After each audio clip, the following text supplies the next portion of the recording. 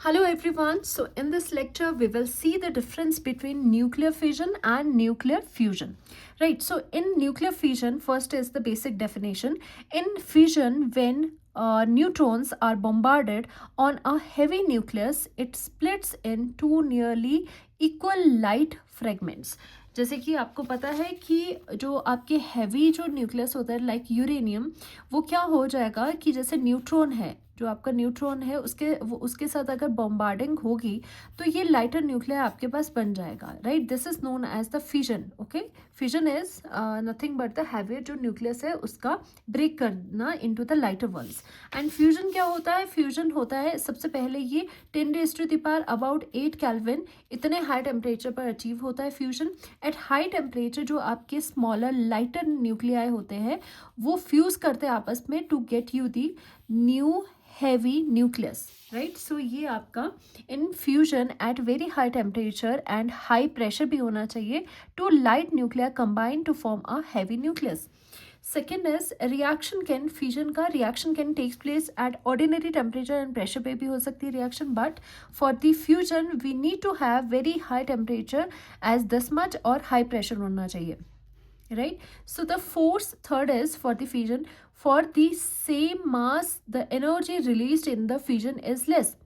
देखो सिंपल सी बात है, फ्यूजन में और फ्यूजन में दोनों में ही एनर्जी रिलीज होती है, बट फ्यूजन में जो एनर्जी रिलीज होती है वो लेस होती है in comparison with the fusion. अगर हम मास सेम मास ले सेम फ्यूल ले मास का, सो फ्यूजन में कम एनर्जी रिलीज होगी, फ्यूजन में ज़्यादा एनर्जी आपकी more energy is released. The fissionable substance is radio active. जो आपका फ्यूल है जो आप यूज़ कर रहे हो इस रिएक्शन में वो कैसा होता है? Radio active. फॉर एग्जाम्पल आपके जैसे यूरेनियम हो गया, प्लूटोनियम हो गया, ये आपके फ्यूजन में यूज़ होते हैं. और फ्यूजन में क्या रहेगा? द फ्यूजनेबल सब्सटेंस जो आपका फ्यूल है इज नॉट रेडियो एक्टिव. जैसे हाइड्रोजन या उसके आइसोटोप्स है वो रेडियो एक्टिव नहीं है. जैसे ट्रिटियम है आपका, प्रोटियम हो गया, ड्यूटीरियम हो गया, ये सारे रेडियो एक्टिव नहीं होता है इसमें fuel. Fusion process can be controlled. Nuclear reactor is based on it. Fusion जो प्रोसेस है वो उसको कंट्रोल किया जा सकता है. जैसे हमने कंट्रोल्ड फ्यूजन रिएक्शन भी पढ़ा था, जिसके बेसिस पे आपके न्यूक्लियर रिएक्टर्स बनते हैं, जिससे आप एनर्जी को यूज़ कर सकते हो, एनर्जी आप उससे ले सकते हो और फर्दर आप यूज़ कर सकते हो.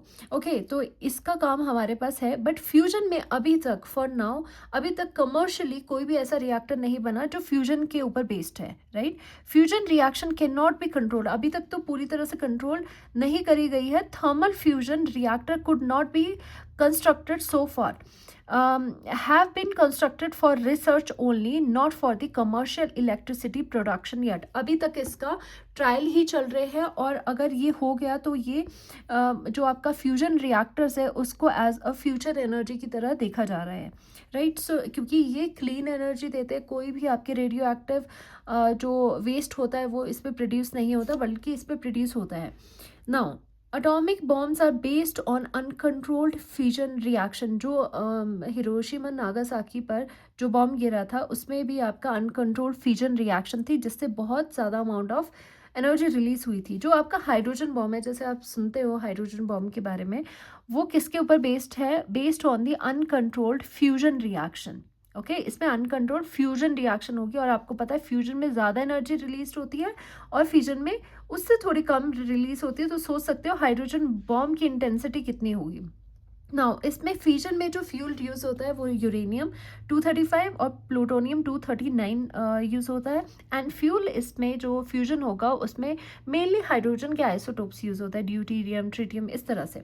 नाउ इसमें जो आपका जब फ्यूजन, जैसे फ्यूजन के ऊपर आपके कंट्रोल्ड फ्यूजन रिएक्टर्स भी बने हुए हैं, जो इसमें आपके बाई प्रोडक्ट्स हो गए, यानी कि वो आपके रेडियो एक्टिव वेस्ट मिलेगा आपको. इसमें produces radioactive waste in this fusion reaction, but in this case in the fusion no radioactive waste is produced. कोई भी आपको रेडियो एक्टिव वेस्ट इसमें नहीं मिलेगा. तभी इसे क्लीन एनर्जी कहा गया है, लिमिटलेस एनर्जी कहा गया है. लाइक अ सन, जैसे सन प्रोवाइड करता है, कॉन्टिन्यूस सोर्स ऑफ एनर्जी है, उसी तरह से अगर कमर्शियली हम सक्सेसफुल हो जाए इन फ्यूजन रिएक्टर्स को बनाने में तो हमें क्लीन एनर्जी तो मिलेगी without any waste, without any waste, radioactive waste, और साथ ही के साथ ऐसी एनर्जी मिलेगी जो कि लिमिटलेस है, जो कि आपको मिलते ही जा रही है, लाइक अ सन।